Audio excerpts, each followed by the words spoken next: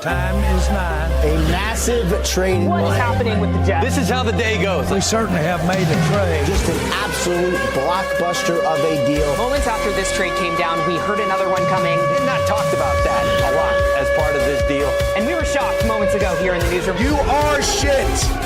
What are you going to do about it? Sit down and get your thoughts on the game. I hate this team. I was born into this, and I'm not going to ever...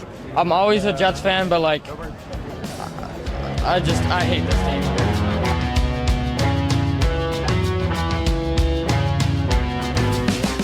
Hey, welcome to Heed the Call. The trade deadline. Live, spectacular. Heeding that call on a Tuesday at exactly 4 p.m. Eastern, 1 p.m. Pacific, or close to it. Dan Hanzus here, Marc, Sessler, Conor, Oren. Congratulations, Conor.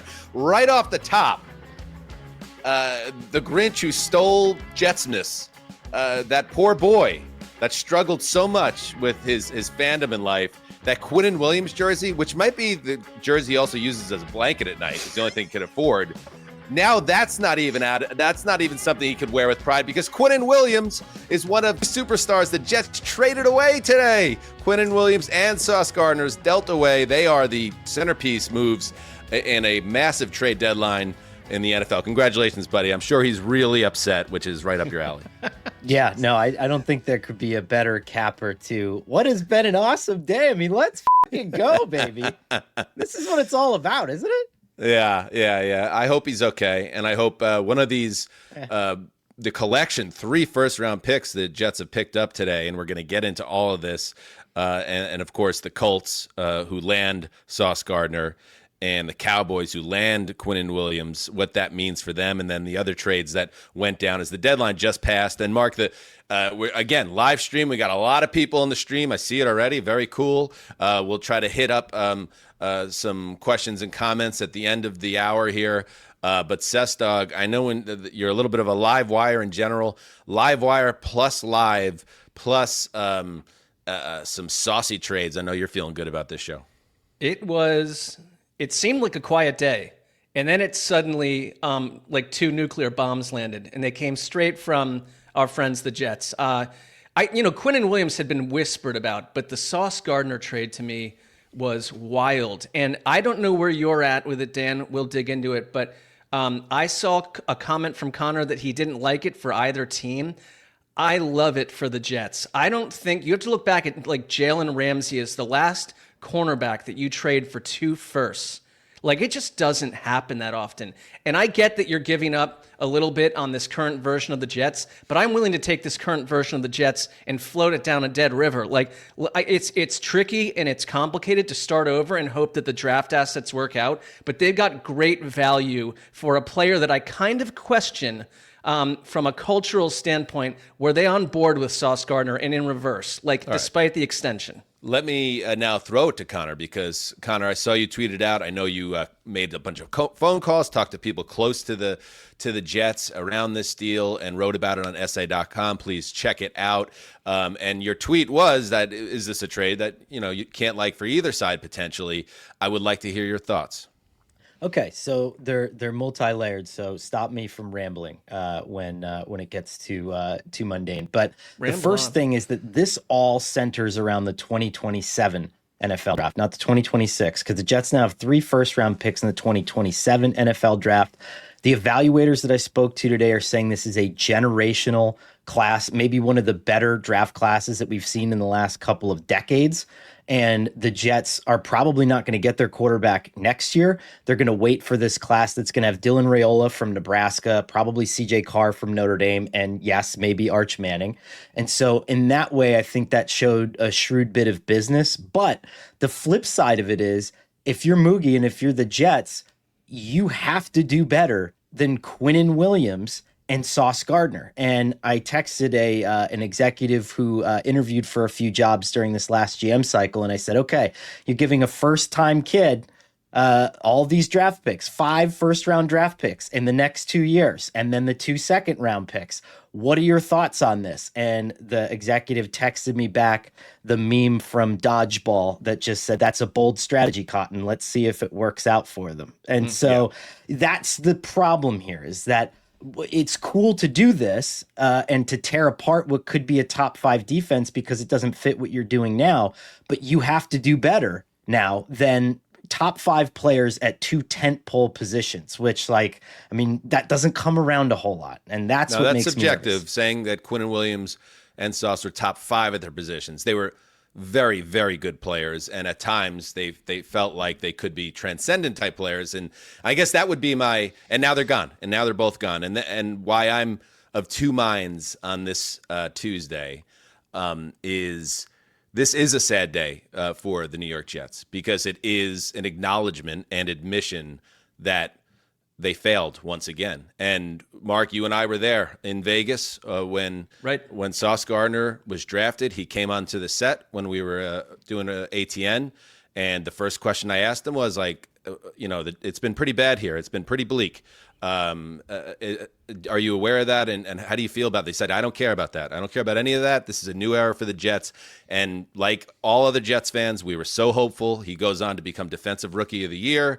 Garrett Wilson, taken in the same draft, becomes Offensive Rookie of the Year. He is not traded, as far as we know right now. Quinnen Williams had been around longer and had been a great Jet and played at a high level for many years. And when Sauce came into the league with Garrett Wilson, with Quinnen Williams there, with the other pieces around the team, eventually Aaron Rodgers, and everything that happened there, it felt like the next era of Jets contention was coming, and it never happened. So when you make these moves, it is an admission. You just punted on another half decade or so, and you're going to restart. And do I trust Darren Mugi? Is it Mugi or Muji? Muji. And do I trust Aaron Glenn? Because I think this has Aaron Glenn's fingerprints all over it. I thought it was very interesting when you go back to this summer. Even they gave Sauce Gardner a big extension. They gave Garrett Wilson a big extension in the same week, and it was a statement of intent. It's like, under this new leadership, you guys remain the building blocks. And Aaron Glenn, a former first-round pick cornerback himself, I don't think there was something with Sauce Gardner and Aaron Glenn. That would be my guess here, because you may remember, or you may not remember, that when the Jets named team captains, Sauce Gardner, coming off a mega extension, former top 3 pick, wasn't even a team captain. And I thought Sauce played well this year, better than last year. But let me just tell you something. Sauce, who gets sent to the Colts for 2 first-round picks, and A.D. Mitchell, the former second-round pick wide receiver that had fallen out of favor there, that the 2 first-round picks is more than career interceptions he had, okay? And he wasn't – I talked about this a couple of weeks ago. The problem I had with this Jets defense, and Sauce and Quinnen were both part of the problem, is like, where are the playmakers on this defense? And that could be scheme also, and I understand that. But there weren't enough splash plays, and for what you were paying Sauce and what you were paying Quinnen, this wasn't working. And so I'm sad to see that they get blown up, because it is an admission of failure. I also look at it from a positive standpoint. And this is the spin that I have in my head. Like, from the day that those players were drafted, Sauce and Garrett, to today, when they traded Sauce and they traded Quinnen Williams, it's a book. And that is a book that closes with Aaron Rodgers, many of the chapters in the between, right? And it didn't work out. You close that book. It's another testament and a tomb to failure for the Jets. But it's over. And I think that if you want to spin this in a positive way, Marc, and I'll get out of the way now, but yeah, if you want to spin this in a positive way, it is a fresh start that this team badly needed. And I know Justin, for instance, as he wants his team to kind of go all in on a full-on rebuild. I know the Browns and the Myles Garrett decision they made this summer, like, part of you likes this excitement and this idea of, okay, this is not working, let's blow it up. And it's exciting. It's going to be a very exciting draft come this spring for the Jets, and the one after it as well. But there's no promises. At least to me, you close this book, and it does feel like a fresh start, even if it is a big failure that you close the book on. And to Conor's point, because my argument would be that they got great value for Sauce Gardner in what is it's an unusual trade in 2025 because you don't see a player like that garner 2 first-round picks, a cornerback, often. So the Jets, at least, the story isn't they got fleeced and we're laughing at them. It's the opposite. You're right. It's a fresh chapter. But as someone who glommed onto the Sashi Brown Cleveland Browns, you can garner all the draft picks you want. It comes down to the front office, the coaching staff nailing those picks. Because to your point, they had 2 awesome players that they drafted well. And so you've got to now hope that you go do it again. And nothing is, for bad teams, nothing feels more of a variable dice roll than trying to build through the draft when you aren't functionally sound from an organization. It was an organizational message. But what is their message? I don't feel any closer to knowing what the Jets are. You just have to hope that over the next 2 years, they absolutely hit A+ in these drafts, or this looks like a comprehensive meltdown on some level. It's just going to take time to see. I'm excited to talk about the Colts end of this, but I'll put a bow on the Jets end of it on my end just by saying this. I agree with you, Dan, that it seemed like they lacked that panache as playmakers, but this almost reminds me of, I think it was 2 years ago when right before the trade deadline, people were wondering if the Broncos might flip Pat Surtain, right? And if they might put him out onto the market. Sauce Gardner actually trails opposing number 1 wide receivers at a higher rate than even Surtain does. And Surtain is kind of universally believed as that Revis Island cornerback that's the number 1 cornerback in the NFL and shuts them down. I mean, it's like a 50% or less completion rate. Quinnen Williams is the best double team beater as a defensive tackle since 2022.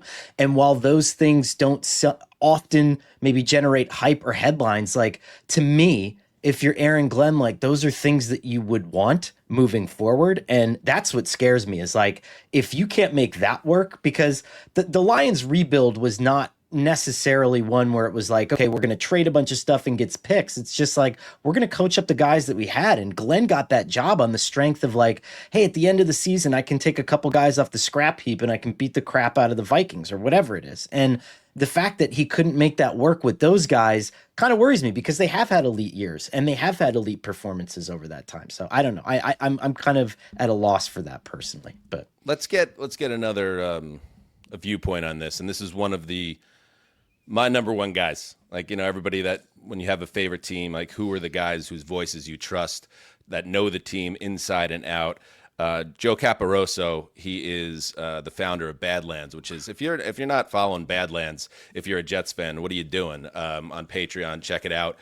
He's already got 1 episode up today, an emergency podcast. I'll be joining the show. Another episode he's doing a little bit later today, and now Joe hops on. Heed the call. Joe, how you doing, buddy? As the number 1 Jets fan, how you doing? It's a triple emergency podcast day. Also, ignore this Sauce Gardner picture here. We don't need to look at that right now. That's got to go. That's got to go. Can let me show you something, Joe, because for my son's birthday. Oh, no. Not the my son's birthday, it's hard to see, but this is a Sauce Gardner T-shirt. Oh, you got to know better. You got to play it safe. His birthday was in August, and then the Jets lost relentlessly, so he was too embarrassed here in L.A. to wear a Jet shirt. Stayed in the packaging. Daddy gets to send this back to NFL Shop. Excellent. So not everything is lost in Jetsland. Your thoughts on, obviously, a franchise-shifting day for the Jets? I'm still shocked. I think, you remember the day they traded for Favre, the day they traded Aaron Rodgers, but to trade away 2 guys like this within 25 minutes of each other, it's just one of the more transformational days that I can remember. Now, is it going to work? Is it for better or worse? We don't honestly know yet. We don't have enough data on Glenn and Bougie, but the fact that they have the juice to convince Woody Johnson and ownership to trade Sauce Gardner this soon after that contract in particular is shocking to me and shows that Woody is in with this regime, and I don't think they're going anywhere anytime soon for all that one and done chatter. The Quinnen one in a vacuum is a little less surprising. I'm actually really pleasantly surprised by the value they got back there, considering his age and his relative lack of production the last year and a half, even though he's a great football player. I think this regime wants a quarterback come hell or high water. They knew they didn't have the resources or assets to do it. They know they're headed to 3-14 this year with or without Sauce and Quinnen, and I'll tell you, the next two drafts are going to be pretty damn interesting. Could this be 2000 all over again when they had the 4 first-round picks and they set the table to be good for a decade? Or is it going to be a few years ago where they effectively had 4 first-round picks with how high Brees was taken in the second? And there were a couple nice moments, but ultimately they've just been bad. So I'm still a bit shocked. I do think they got fair value back, if not slightly more than I expected for Quinnen. It's just, what do you do with the assets now? And I think to what you were saying before, why didn't a guy like Jermaine Johnson get traded? I think Aaron Glenn has a type of guy and type of player, right or wrong. Yep. And I don't think Sauce Gardner is that type of guy or player, or he found that out over the last 2 months. And I think Jermaine Johnson is, especially if he can stay healthy. I also think they really like Azareye'h Thomas, and it's a very small data size, but they think they could win with the corners as currently constructed without Sauce. And they did win their only game this year without Sauce. But man, I got to tell you, I'm absolutely stunned, still stunned. You mentioned the 2000 draft. I'm thinking back to the last Jets draft that I covered when I was a beat writer for the team, and that was after the new GM, John Idzik, came in, and the prerequisite for that job was to trade Darrelle Revis. You had the D. Milner, Sheldon Richardson draft, which then spun to that massive 13-player draft the next year with, it was like Jace Amaro and Calvin Pryor and like that just dead man walk of guys. And that is kind of, that's what was brought up to me. When I'm calling around today, it's like, okay, yeah, it could be cool. It could be transformational, but also like, remember those 2 years? And it does feel like kind of a similar transfer of power from Tannenbaum into this regime as it does into the Idzik regime, or it's just, into the Muji regime, where it's like, hey, we're asking you to do some different things. We're asking you to generate some draft capital. We'll get young and fast and cheap again. But like, it could go wrong. Like it doesn't necessarily mean it's going to be great. Yeah, look, you got to draft the right guys, and the Idzik 13 or the Idzik 12. I try to erase it from my brain at this point because it's so traumatic. Remember when Manish Mehta said I was going to walk like Manhattan if they made every pick? And he held the sign up like hike home, basically. The good old days. I'll to try to be optimistic and positive on a day where my brain is truly swimming, because I'm actually surprised post Quinnen they didn't make another deal, and they did hold on to Brees and Quincy Williams and some of the other guys being rumored. The early returns on the first and second round pick this year look very good for Membu and Mason Taylor. Now, regardless of what happens with the rest of the draft, if they do well with their first and second round picks, since they have a combined 9 now over the next 2 years, that should be enough to build something to go with Membu, Mason Taylor, and hopefully Thomas as the third round pick. But you got to do it, right? And how many of those assets are they going to have to use to potentially trade up if they're not picking first, because they do what the Jets do and win a few games in December and drop from 2 to 7 in the draft order? That remains to be seen, but they certainly have enough assets and flexibility. And if they could do what they did this year, which is, I don't know if it was a slam dunk pick to take Membu when they did, but they did, and it looks like it was the right decision. Same with Mason Taylor. So far, it looks like the right decision. Can you do that again? And as always, it will always come back to, who's the quarterback? And can they pick the right quarterback? And can they set the quarterback up for success? Because it's not an easy year to pick a quarterback. I think there's plenty of interesting options, but there's no Andrew Luck in this class, right? You're going to have to make a discerning decision among 3 to 4 different guys, and that will sink or swim ultimately what these transactions resulted in. That's kind of what I love about what the Jets did from a positive angle, is they compiled a tremendous amount of ammunition for the next 2 drafts. So you don't have to desperately swing at the next failed draft quarterback this offseason necessarily. But let me just ask you this, because, I'm a Browns fan. We've all been through these waves and these cycles of terrible sports teams that, the hope comes when the football stops and the offseason begins. That's when your hope begins if you're a Jets fan or a Browns fan. But what do you do with the locker room? Like, to some degree, because I kind of agree with you that the Sauce Gardner thing felt a little bit like a cultural split with Aaron Glenn, maybe. We will probably find out more about that. But it's still a living, breathing organism that needs to go play football. And you're still investing in young players' careers. Like, this is you're just waving the flag here. You've ended your season, and it was over to begin with. But how do you, if you're Aaron Glenn, keep the momentum and the message going that this matters, I matter, I'm the right leader for this team? Look, it looked like coming out of that win against the Bengals that he sounds like he still has the locker room. It feels like he still has the locker room with how that day played out and how you hear certain players who were recently brought here talk to the press about him. I am sure we're going to get leaks galore about what was going on with Sauce behind the scenes. And if he clashed with Aaron Glenn, like that will happen. This is New York. The Athletic will have some massive article on it soon. So that's going to happen. And it's going to be a real challenge. And I'll still say, how do you come out of the bye against Cleveland, even without Quinnen and without Sauce? Like, are you going to do what the Jets do after a bye week and lose 20-0 at home to Dylan Gabriel? Or are you going to come out and be tough and scrappy like you were to an extent against Denver and like you were in the second half against the Bengals? Because you still have Jermaine, you still have Brees, you still have Will McDonald, you still have Quincy Williams, and you just won a game without Sauce Gardner.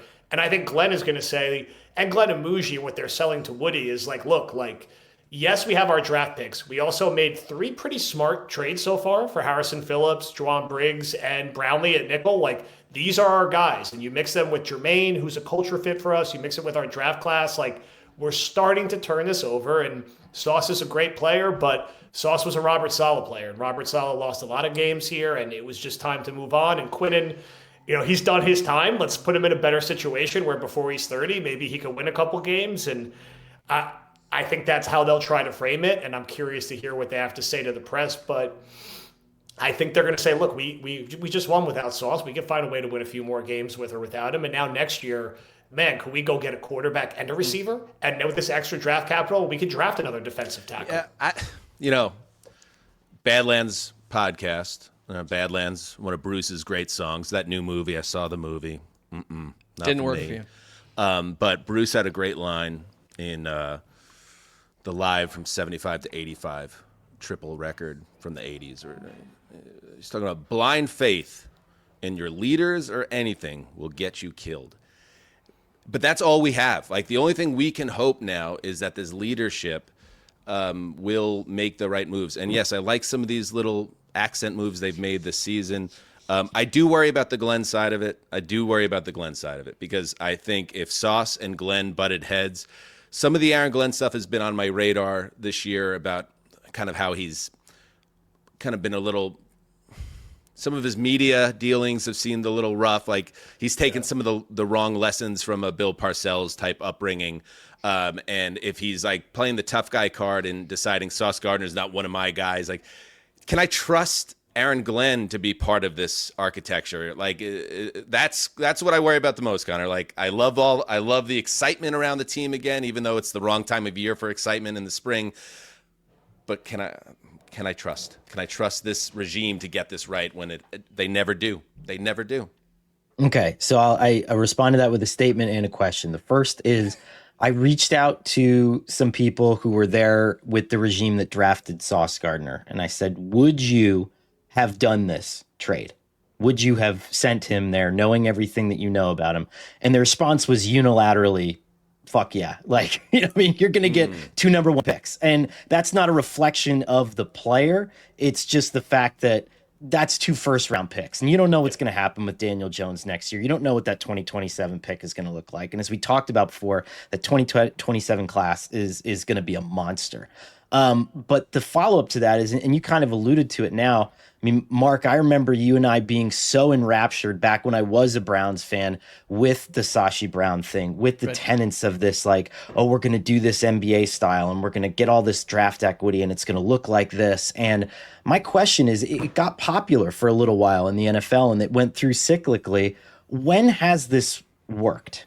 Really? I mean, and we can go back to Jerry Jones and we could talk about the Herschel Walker trade ad nauseum, but after that, gutting youngish talent on your roster and loading up for draft capital and building like a roster core of like 22, 23, 24-year-old kids, when has that worked out? Like a team that you can point to and be like, that's the blueprint. Because that's what I don't see. Like, most of the success stories are guys coming in and working with what they already have and being like, okay, I got some good players here, I got some good players there. Let me draft 1 or 2 good guys, and then boom, we're in the playoffs. Like, that seems more like the blueprint in the modern NFL than this like forever runway of tanking and rebuilding and gutting. And I don't know. I mean, maybe I'm missing a team. I'm not thinking of one right now. No, it's John Elway recruiting. Well, the Peyton 2000 Manning. Jets would be an example for Jets fans. They traded Right. Keyshawn Johnson. It was a major trade, and then they kind of nailed that draft. And that there was 2 eras where, as bad as the Jets have been the last 50 years, when Parcells came and quickly rebuilt it on the fly. They get to the AFC title game in '98. He steps down. You have the transition Al Groh year, and then they trade Keyshawn, who's unhappy, and then they draft. They have a big draft where that sets them up for the next 7 or 8 years, 9 years, where they became contenders again. But we don't know. We don't know if that will work. Joe, you said it all. We're going to say it more together. We got more venting to do tonight. So Yeah, we'll on the save it. Badlands podcast. So Good make luck, sure head over to Patreon. You're already on Patreon for Heed the Call. Sign up for Badlands. And we thank you very much for joining us. And if you're listening to the podcast right now, we're going to take a quick break. And on the live stream, we're going to continue right now. All right. Let's move off the Jets. Can I make one quick Yes. comment? Yes. In the middle of, and Justin, I appreciate you and your talents to no end, but popping up in the middle of our conversation with Joe, and it's Justin's job to find comments that engage the listener and entertain us, and them just like a gravedigger help is it. the GOAT. I know. He can't help it. We want you to be What? part of the conversation. Are you an only Absolutely. child, Justin? No, I have a younger sister. It's just wallpaper. Like, I'm not expecting you guys to respond. We'll get to a But portion of this it's show. it's flying up on the screen. We're in the middle of an in-depth conversation. We have a guest on the show, and all of a sudden it flies up. Justin is the GOAT. Like that, You we picked don't the need comment. it. I mean, that was one of 55 comments that I flew up that are all just live reactions for the people who are watching this back after the stream ends. They can get a little Here's taste the of thing, what the Connor. chat Here's was the thing like. about gravy, and I love Justin, but we do. We know Justin. We know by flying up that comment, he's thinking more comments are going to come. And guess what? He's a mad genius because now that we brought it up, I've there's going to fallen be into the more trap, too. Justin comments Absolutely. coming in, and now this part I don't mind as much. He's going to fly up some more, and then you're going to see smoke coming out of Sessler's ears, and that's that's not bad. But it's all a cycle, just like the Jets, a perpetual cycle. It's a cycle. It's the gravy cycle of gravy content. Self-admiration. I will say one other quick thing. Conor, your hat is getting a lot of positive heat in the comments section. I noticed that too. The people are loving your old school look there. Well, we don't Dan's see any mic of those just comments because they're all Justin related. But I, not to tattle on him, but it wasn't just that one. There was 9 in a row Justin. at one point, and I looked over, and we got a very handsome guest on. I love that he's got the real feel accent for where I live. He's and got the it's- real it's- Jersey. Yeah, it's drawl, hypnotizing and Yeah. it's beautiful. Shows the And best. I will say I was taken slightly out of my zone. There was one that was like, Justin saved my son from a burning fire, Justin. and it's just We're like trying to do a literally- professional show. Yeah, this here. is a f***ing live stream. This Justin is is crazy. just attempting to keep other men off his lawn from mowing his lawn. Let's start with the basics. And speaking of the Patreon, we let him do 2 rap verses, and now you see where the ego, he's just floating into the stratosphere. All right, let's get back on track here on the live stream. And again, thank you to everybody on there. We know you're not only talking about Justin, even if it seems that way. If you have anything to add to the discourse, we'll hit some questions. We should move and talk about what these trades mean in general. Let's start with the Colts side of things. Yes. Because the Colts obviously are a team, they're the opposite of the Jets in so many ways. I mean, they are a team that very low expectations when the season started, immediately came out of the gates fast. Daniel Jones found a home here with Shane Steichen. Obviously a setback this past weekend against the Steelers, but overall, vibes are great. They internally identified that they were a player short in their defense and in the back end of their defense. So they go and they get, whether or not you think Sauce Gardner was, as a rookie, it seemed like he was a generational talent. And I think he hasn't gotten better since then, but he's still a very high-level cornerback. Conor, what does this trade do for the Colts back end of their defense? So I think that it it prevents them from, I think, the one thing that they're worried about. And we mentioned before that Sauce is one of the few players that will trail and shut down elite number one wide receivers. And I went back and I charted all the number one wide receivers that the Colts have faced this year. And it's not necessarily a murderer's row, right? You had Tyreek Hill, who played in a bad offense, Cortland Sutton, Calvin Ridley, Jakobi Meyers, Marvin Harrison, Ladd McConkey. I mean, whoever Justin considers the Titans' number one wide receiver, and DK Metcalf. The one game where they had an unquestioned top 5 wide receiver that they faced was Puka Nacua, and he had 13 catches for 170 yards on this defense, okay? And then on the back end of your schedule, you still have Rashee Rice to come, you still have Jackson Smith and Jigba to come, and you still have Drake London to come. You want to hold on to that number 1 seed, and I think that this is a move to basically solidify that and to not worry about what a number 1 wide receiver is going to do to you. And Sauce, you don't need to know about the scheme. You can plug and play him and just say, hey, follow that guy, and I'm not worried about him anymore. And here's the other part of it, Mark, that if there is a part of you, and this is a little bit a part of me, I have to say, that has been wondering, are the Colts really, really for real? Perfect timing for this deal, because you're coming off that Steelers loss where Daniel Jones has 5 interceptions or 5 turnovers, and you know that they had the top 5 easiest schedule in football in the first half, and now it's the top 5 hardest schedule in the second half. So I think it's not an admission. It's just smart understanding your roster. I think Ballard said maybe we're a player or two short here, and they go and get an elite young talent in Gardner. And now I think they're way better equipped to handle this back half of the schedule and see what happens in January. Yeah, because they put money into Charvarius Ward, banged up, Cam Bynum as well in the offseason. They're a very complete team. It sort of snuck up on all of us to some degree, and part of it is the success of Daniel Jones, that's worked out. But the secondary, to Conor's point, was one area where, like, this is where you'll be challenged, and it's a completely different looking situation now.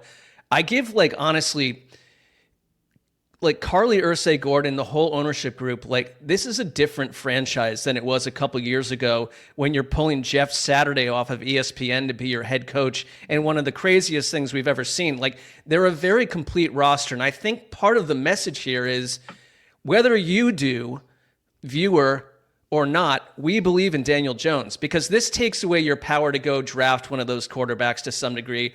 You're putting everything onto the plate for this season and next season. It's not just this season, but you believe in Daniel Jones as your quarterback too, because he's kind of in a good place for them too. He's not going to require insane cash to re-sign him, I would tend to think, but you're basically saying we're good where we're at, and we're just going to add and fortify. And, like, from a Colts angle, this is a completely different team than I thought they were in July or August. You made a perfect point. This, to me, is the underline, bold, italics, strike through, whatever your Microsoft Word font stylization of choice thing is about this trade. The Colts are now locked into Daniel Jones next year, because you've given up your 2026 first-round pick. You've probably given up the ability to move up or down the board for a quarterback. And a lot of these veteran bridge guys are locked into where they are, right? Sam Darnold had it out in his contract, but he's not going anywhere. Maybe you get Geno Smith, but do you really want that? And Daniel Jones comes full circle to where he has another team. It's Kirk Cousins-esque. He has another team over a barrel with his contract up. And if you compare him to Darnold or to Baker Mayfield or to Geno, I mean, what Daniel Jones is making, like, what, 12 or 13 million this year. Next year, he's going to get a raise to between 33 and 45 million, because that's the Baker to Kirk Cousins range. And he's going to have to come in there, and he won't probably settle for less. And so good for him. But if you're the Colts, do you really want to make the same mistake that the Giants did and go down that path? I don't know. That is the fascinating storyline, right? Because this isn't the first time that Daniel Jones did have a hot streak that lasted.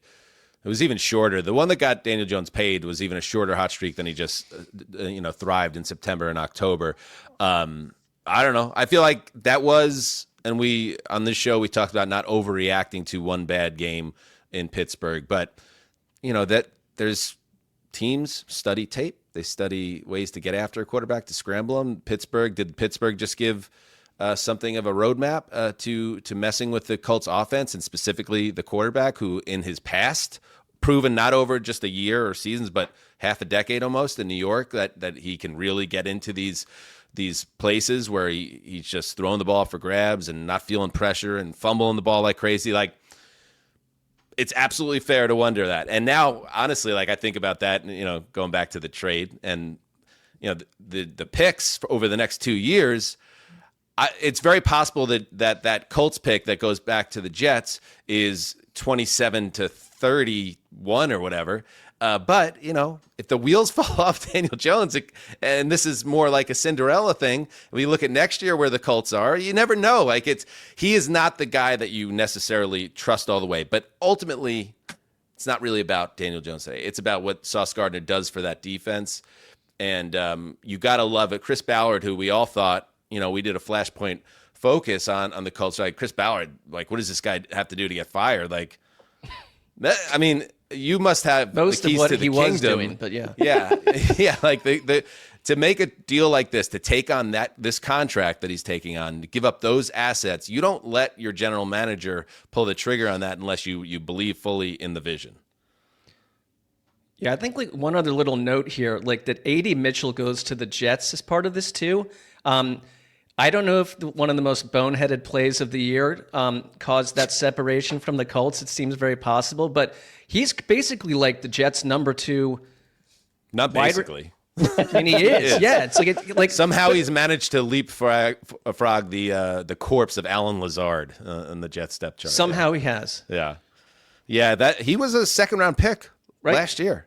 So obviously it's a little bit of a reclamation project for the Jets there, but he had kind of fallen out of favor to the point where he wasn't seeing much playing time.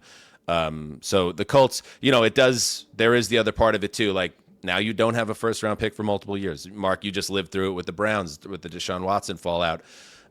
It makes it a little bit harder to build on this roster, but they're happy with it. And if I'm a Colts fan, I love the trade. I love it. It's my team off a really great start in a wide open AFC this season, going and getting one of the best defensive players in the league. Let's go. Let's ride. And after next year, I think, or the year after that, you can cut him. I mean, if it doesn't work out, the dead money is not prohibitive after a year or two. And so it really is a nice. That would be a disaster if that's how it plays out, just because you gave up 2 firsts to get a guy that you would cut. But unlikely that will happen, barring something unforeseen. All right. Do we want to move to the Cowboys side of it? Sure. So the Cowboys, and Marc, you and I. We certainly have made a trade. I think we look a little, we're not bullies, but we were a little bit rough on Jerry Jones roughly 14 hours ago. Jerry Jones has been bullying people since like 1961. Like, the world needs people like us, Marc, that could stand.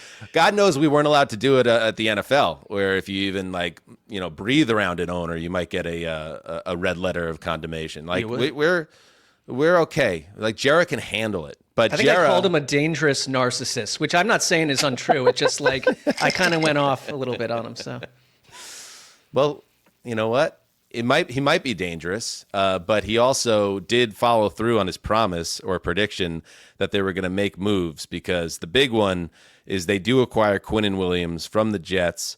To get him, they give up a 2026 second-round pick, a 2027 first-round pick, and defensive tackle Mazi Smith to complete the trade. The 2027 pick going to the Jets will be the better of the Cowboys' 2 first-round picks that year, which is an interesting note.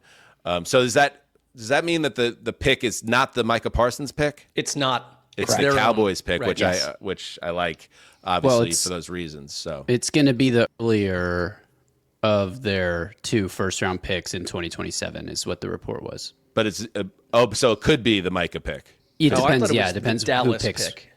Yeah. Okay. Sure. Got it. All right, but that still makes sense. It's whatever. Yeah, the better pick of those 2. Thoughts on this trade, Conor? Like this is a Cowboys team that Troy Aikman said it himself, and it's Troy Aikman, so it comes with a little bit more cachet. He said it during Monday Night Football. He doesn't think the Cowboys should do any trades because they're not one player away. But Quinnen Williams is a really, really, really good player and a good locker room guy. I'm happy for him because he gets, at this point in his career, a chance to get a fresh start. But he's going to another team that has a lot of problems and not a lot of winning in recent years. So I think a lot of this was how quickly guys like Donovan Ezeraku came around for the Cowboys, because Jerry Jones is first, he's talking about it like it's a youth rebuild and we're going to use these picks and spin them forward. And then all of a sudden you realize, like, my God, this defense is historically bad and our offense is one of the best, if not the best offense in the NFL. And so his words were kind of getting tied in knots to the point where I think he just had no choice but to start dealing at the deadline and to bring in another veteran to pair with Kenny Clark. It doesn't make a whole lot of sense on its face, right? Because you're trading a 24-year-old former first-round pick in Smith to the Jets, and then a 26-year-old Micah Parsons for a 28-year-old and a 30-year-old Kenny Clark. And that thing, like, Michael okay, I guess Parsons. my rookies like Ezeraku are coming around a little bit quicker than I thought. And Dak's window, and we talked about this a million times on the show, his elite window is right now. So you either have to make a run this year and next year, or you lose Dak and none of these younger guys even come up and help you. So it's a little bit of a whirlwind. And with Jerry, I don't know how much of it was brilliantly thought out and how much of it he just sauntered into the office and kicked in the door and was like, get a couple people on speakerphone and let's see what we can light on fire. But that's what it's all about. He's what a showman, you know? It's you said what I would have said to some degree, because it's like, I don't know what the plan is with this defense or with the Dallas Cowboys. And it's I think with the Cowboys, you have to be okay with the concept that they're a bit of a mythological fantasy. Like, they don't need to have a plan. They're going to go pull the trigger on these things anyways. And I think part of it was like Jerry catching flack in the media and hearing his favorite quarterback of all time saying maybe a trade doesn't even make tangible sense for this team the way that they look right now. And so you go and do the biggest thing you can do all day long. And like, that's the Cowboys brand. I think it's a good player. He's a great run stopper. Like, it does help their defense, but what does it do for them right now this year? I don't think it makes them better. I mean, it does, but the question is, does it, to Troy Aikman's point, like, the Cowboys have so many holes on that defense that leveraging and giving up future draft capital, premium draft capital, is it smart? You could debate that. But does Quinnen Williams address a major issue in the middle of their defense? We saw the way they ran the football against Dallas yesterday. I mean, you know, that wasn't Tony Dorsett running through the Dallas front. Their fourth running back. Yeah, like something had to be done, and either the two options, and we know why they did the option they do, because it's Jerry Jones that's running the team. They either rip it down to the studs and start trading themselves and take another angle at this, or you keep loading up and you add another star and hope that transforms the defense. Now, as much as I really like and respect Quinnen Williams, and I've talked about it on the show, and I think I even said it a little earlier today, like, some of the playmaking aspects of Williams left something to be desired. I know he does a lot of the dirty work and a lot of the unseen things that you want from an interior lineman and a guy that's versatile but he's not a guy that's going to get you 15 sacks. He's not a guy that's going to go make the big strip sack fumble recovery with regularity like a TJ Watt. I think he is a great addition to their front, obviously, but is he a guy that's going to be a difference maker and a game wrecker? I don't rule it out, only because this is what happens when teams like the Browns and the Jets make trades like this. Like, look at Leonard Williams and what he's doing in Seattle, and Demario Davis, what he did in New Orleans, like, or Jonathan Vilma, what he did. Like, these guys can take a step up, but I think the move, this is a move I think made a lot of sense for the Jets. For the Cowboys, it's a roll of the dice, but that's what Jared does.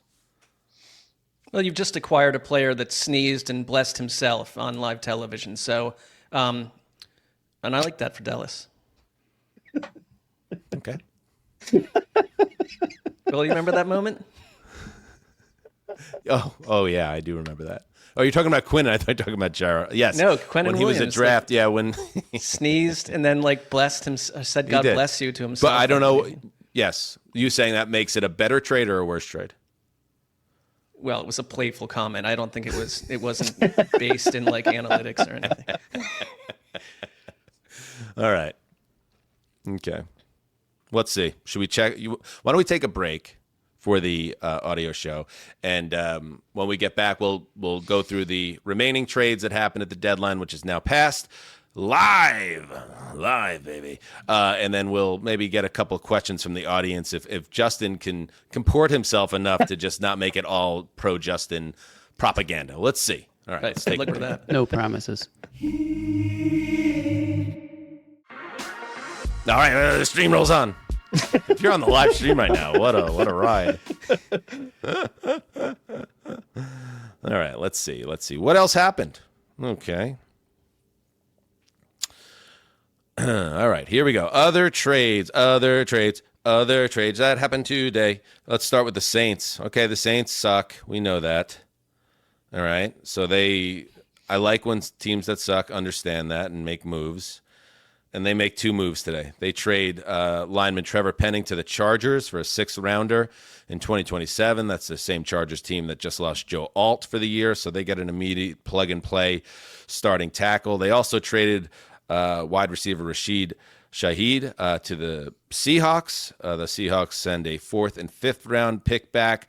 A little bit, I think Shahid is a guy in a fresh start that could thrive in Seattle. I like that one, Conor, for the Seahawks. He could maybe be a little Joker type dude in that offense and cause some havoc. And when he was with Clint Kubiak last year, remember over the first 3 weeks of the season, it was just week after week. It was Derek Carr just bombing it to this guy. I don't know exactly what it says about Cooper Kupp. And whether Kupp, the injury at this point or whether his fit in the offense just doesn't work. But this is, and Kubiak's from the Shanahan tree, and they need either really physical, aggressive Julio Jones type wide receivers who can beat on cornerbacks, or they need guys like Shahid who can get down the field in a hurry and they can streak and they can take a top off of defense. And I think that was kind of a missing ingredient on an offense that oddly, this is just crazy. They're like the best 20+ yard explosive passing offense in the NFL already. And they just doubled down on that. And how much better can they be by the end of the season? That's scary. And speaking of an ex-Jet, if you're Sam Darnold, you're watching them build around you. And I really thought Torrey Horton was an interesting developing player for that offense as well. This probably diminishes his timeshare a little bit, but Shahid, you're so right. He was a really interesting fit in that Saints offense, and he can burn you deep. That might be the difference in a playoff game for these guys. So it's a nice trade, and Seattle is going for it. And remember, JSN has really blossomed as a downfield threat in this offense with Sam Darnold this year after being more of a slot guy earlier in his career. And so they can attack you from a bunch of angles. That's reason they're, what are they, number 2 in our power rankings now? They are making a hard march, and they just added another talented player. All right, I mentioned the Cowboys. One more move they made. They had linebacker Logan Wilson from the Bengals. Wilson had requested a trade amid a recent decrease in snap. If you're playing defense on the Cincinnati Bengals and you're losing snaps, I don't know if I need you, if I want you, but the Cowboys send a 7th-round pick to get that trade deal. Jakobi Meyers, he gets his freedom. He wanted out of Las Vegas, had kind of fallen out of favor under the Pete Carroll regime, so he gets sent to the Jaguars. You're heading to Duval. The Jaguars send a 4th and 6th-round pick back. By the way, on that note, Travis Hunter is not expected to be out long term for the Jags. But he is an IR, so that's 3 more missed games there. Any thoughts on these moves, fellas? Well, also, Brian Thomas is dealing with a high or low ankle. It's been kind of muddy, but some sort of high ankle sprain situation it's like a as well. Sophomore slump for the ages. Yes, it is. Yeah. I think Jakobi Meyers is just when I read an awesome teammate, a very smart wide receiver, and I think this is going to work for the Jaguars. I think he's immediately productive. I was just thinking about how funny, my prayer was that something like this Quinnen Williams thing wouldn't happen, because Jerry Jones goes on Stephen A. Smith's show, teases a trade on Monday Night Football, and then it ends up becoming the captain of the only defense in the NFL that is worse than the one that he already has. And what a just lovely thing that would have been, just to snack on all day. I think that just would have been delightful. But you brought up, have made a trade. Just making a combined defense out of the Cincinnati Bengals and the Dallas Cowboys. Just objectively funny. It's just a black funny hole, basically, to know some other part of the universe. Speaking of black holes, how about the Cleveland Browns, Marc? Defensive end Joe Tryon-Shoyinka. This JTS traded from the Browns to the Bears for Bears send a 6th-round pick in exchange for JTS and a 7th rounder. So you were thinking that maybe the Browns would trade your boy Njoku, who I love. I love that Njoku. You thought they might trade. Who else did you think might get traded? Wyatt Teller, maybe. Wyatt Teller might get moved. Even Joel Bitonio was whispered about. Nothing. They stayed pat. The Browns, for all their faults, don't like to get fleeced in trades, so maybe the asking price was too nobody high. does, for the record. Well, I would say they generally have not, outside of the hideous signing of the quarterback that no longer plays. But I would say that didn't work out. Yeah, that I don't think there's a lot of debate around that. JTS, I thought that trade sort of shook the foundation of the league when that was announced. We were going to lead with that. Yeah. He played 31 snaps for Pivoted. the Browns this year. So, who knows? The sky is the limit for Chicago. I like that David Njoku, though. I thought he was going to get moved. Keep that Njoku in the building. You wonder how close some of these deals maybe came to happening, and then they just disappear into the mist. But do you think we could trust Justin to fly up some comments without this turning into? I think he can earn our trust back. How about that? All right, let's check in with the comment board on this live stream at the trade deadline. The Jets making news and waves. All right, first question from Alex. If you were trapped on a desert island, would you choose to have Justin there with you or freshwater? I'm just kidding, guys. I have real questions. Goodness gracious. Justin or freshwater? Here's He's one. got bits. He's got bits. From Engine. Dan, Conor, Graver, all the guys. How do the Packers fill the void? I think that was left the behind first by- time you've ever pronounced engine before. That was great. Well, I wasn't expecting. I was looking for a name, Go ahead. All right. Eugene. How do the Packers fill the void left behind by Tucker Kraft? I don't know. Did they trade for somebody? No, that's the question. What people expected them to maybe move for a tight end, and they didn't. Njoku. I'll take this one because here's why I think there was a very under the radar move that was made last week that had major ramifications. In my trade deadline preview, I said that I thought that the Broncos were going to go more 12 personnel. It's why they had them trading for Njoku in my dream trade scenario. But they ended up getting Mercedes Lewis out of retirement, who's 41 now. Okay. But what Mercedes Lewis was before being a member of the Denver Broncos this year was the quintessential number 2 tight end in a Matt LaFleur offense. He's exactly what LaFleur wants. For years, he was Rodgers' guy as that number 2 tight end role. He's the blocker. He understands everything they want to do there. And I guarantee you, had the Broncos not done that, Green Bay would have called him and dragged him out of retirement, put him right in that role. Now they're a little bit of a loss for that position, and that's a really, really important position for their run game and getting them to go the way that they want it to. Doesn't signing a 41-year-old Mercedes Lewis out of retirement sound like a Conor Madden move? And base the entire attack around it? That just feels... Yeah, the Minot team just, getting that leadership in the locker room feels like the right move in a way. All right, what else we got? From Julian Ponce, are we going to revisit your guys' over-unders from preseason, Dan? We talked about doing that today. We were going to do it today, and then things got crazy, obviously. So instead, we're going to do it tomorrow. So you're going to get an extra episode of Heed the Call. Everybody wins. Well, most everybody. Next, Theme Park Giant. Interesting. Is the photo of him on a roller coaster? I think it is. Oh, I got to check out this guy's content. I want to be, this. If I ever just walked away from the industry, right? Don't yet, but okay. I would do the thing where it's I'll start a YouTube page and I'll just start riding coasters, bro. And either I partner with Theme Park Giant or I become his chief competition. But that's my next move. It's a threat. Nice. Yeah. It's a very juicy idea. Theme Park Giant's all pissed off. He's like, shit, why did I comment? Planted the seed of my own demise professionally. Were there any teams HTC was expecting to make a move that didn't? Okay, let's see. Well, we hit one, Cleveland. They did make a move, though. JTS. Well, I stand corrected. Saw you, That was right. I think the Lions, man. I mean, that to me was the big one. Like, you need help on the offensive line. You need help in the secondary. And I wonder if they knew that Sauce Gardner was going to go. The Eagles got both Jair Alexander and Michael Carter II.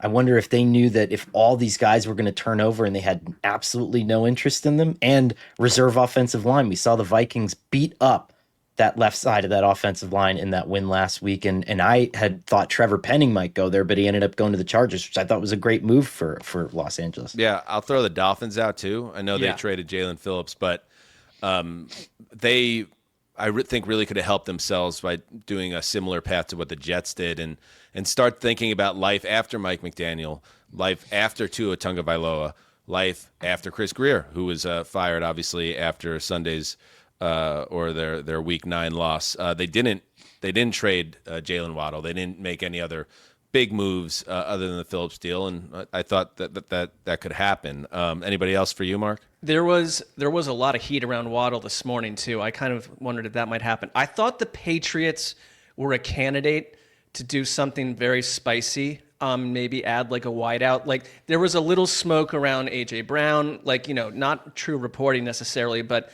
the fact that a lot of these triggers just weren't pulled. I mean, outside of the Jets thing, it was relatively quiet today compared to some of the whispers out there. The Jets finally did something good this season. They made this episode interesting and worthy. On the Dolphins front, Dan, so Bradley Chubb, the concern, because I checked in on that, was age and contract was making people a little bit worried. But the interesting kind of side note there is a couple people are like, actually really like the bedrock of that roster. And I think that that's something that Stephen Ross is like, okay, I mean, he's already in conversation with GMs now that he's fired his and can openly start at least having those baseline conversations about like, what does my roster look like? Who's on it in the future? And I wonder if some of the feedback he got was like, this might be a quick turnaround candidate. According to some people. I don't know if that's the case, but that's just something to think about on that end too, I know it never happened. Geno remains with the Raiders, but I really thought Minnesota should have added another quarterback to the room. They're not, so it's the kid or bust with Max Brosmer as the backup. We have breaking news here. We do have breaking news. How about that? I'm talking he's done. I already said that. Cardinals coach Jonathan Gannon announced he's sticking with Jakobi Brissett as his starting quarterback on Sunday at Seattle. Kyler Murray is still getting healthy, Gannon said, but, and this is the important part, I do like how we're operating as an offense, and so he's not waiting to say if Brissett will be the quarterback going forward. Kyler's been benched. That's it. Right. And if Jake craps his pants against a very good Seattle defense, perhaps it opens the door for Murray. But the way Briskett's playing, Conor, it is his job now, and that opens up doors for in the offseason for what happens next with Kyler Murray, because it's possible he's played his last snap with the Cardinals. I'm not saying that this matters, but I mean the story on ESPN.com with Marvin Harrison Sr. was pretty stunning, calling out the efficacy of the Cardinals offense and how bad it was going, and the fact that Harrison pops off. And again, if you're Jonathan Gannon, this is not why you make those decisions in a vacuum, but the fact that everything looks better. You're getting light boxes, you're running the ball better. And yes, Marvin Harrison is getting the ball more often, which is what you want from your number 4 overall pick. I don't think you can turn back. And while I don't think he's going to get moved at the deadline, this is a stunning turn for Gannon, who was very aggressive in staking his claim that Kyler was my guy from the minute that he got there. And you just wonder how that's all going to kind of shake out for him, because at this point they got to win games for him to stay. We talked about it on Monday night. You got to stay alive. There's only 32 of these jobs, and Jonathan Gannon could either bring back Kyler Murray and get fired, or roll the dice with Jake Brisket and maybe save his job. This is the only path to take. I'm glad that he did, because they're more fun to watch with Brisket too. And players love Jakobi Brissett everywhere he's been. And I know he moves from team to team, but it's a bit of a mystery what people think about Kyler Murray. I mean, in fact, some of the evidence would suggest that it's not a mystery, but well, what's his trade value? Like, do you think you can get a first round pick? No. Or is he now dipped now I don't into think so. day 2? compensation. What can the conversation, and Conor, you have some of these, but what can the conversation between team executives be about Kyler Murray? And what do they know that we don't know publicly? That I just think that this is not the dude you hang your star on. Yeah, I mean, I just think if there was an option to move him at this point, I think that they probably would. The dead money isn't really prohibitive, especially after this season. I think it halves, if I'm not mistaken. I haven't looked that up in a while, but I think this following off season's probably the time where you start thinking about moving it. Maybe the Jets are a candidate, because again, I don't think they're getting that quarterback in 2026. I really don't think that they're getting him. And I see you shaking your head. I agree that he would be a horrendous personality fit for that market and for that offensive line and for everything. But I think that there's going to be a decent bridge quarterback market this offseason, and Kyler's certainly going to be up there, you know? I do not want a sub 6 foot quarterback who loves video games, has no track record of success in the league in 6 years, and costs a lot of money, and I have to potentially give up assets to get him. No. Now, and you make a good point. Will the Jets... Would it behoove the Jets to hold off on the quarterback move in 26 in favor of 27? Perhaps, but can they hold off on that? Are they internally able to do that? Will the owner allow that after what this is going to be a very painful rest of the season for the Jets, especially now that you stripped two of their 3 best players off the roster in the middle of the season? Another interesting subplot. A couple more, and then we're going to get out of here. What do you got, Gravy?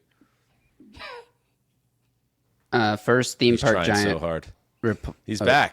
My phone here. He replied to your talking about the theme park. Theme park giant.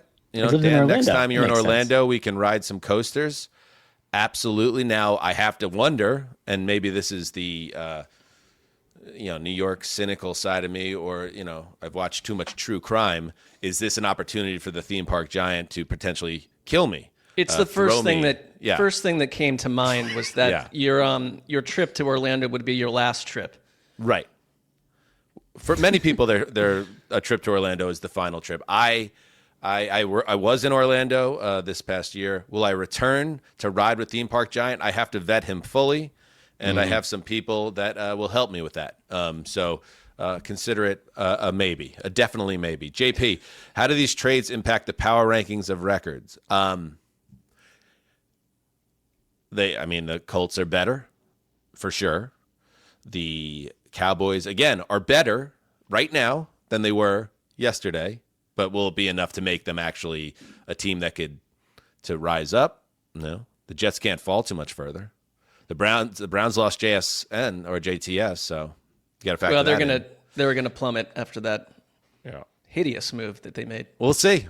That's the fun part of the power rankings and football in general. JJ asks, question, will Conor dish the dirt on Sean Payton? Yes, there is talk that Sean Payton, I didn't let the cat out of the bag because I don't know the story either, but I did tell the audience yesterday, Conor, that Sean Payton is one more dick move away from Conor announcing his juicy, unless his what was the guy's name? Luca? Unless the Luca press conference incident counted as the one last dick bag move, in which case unleash the Sean Payton story now. But let us know.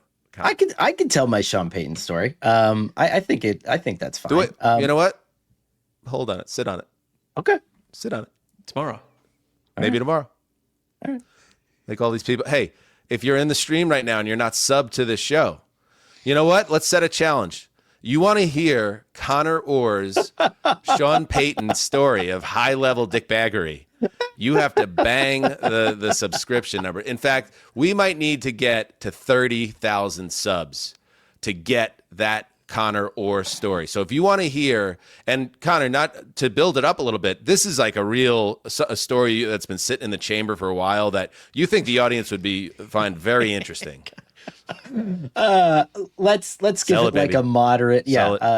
It's a fun story. I think it does it involve you directly? Oh yeah. Oh, for sure. Yeah. So if you want a Sean Payton, Conor Orr, showdown at the Old West outside the saloon, like two guys with their 6-shooters, get us to 30,000 subs. Got to subscribe. Got to.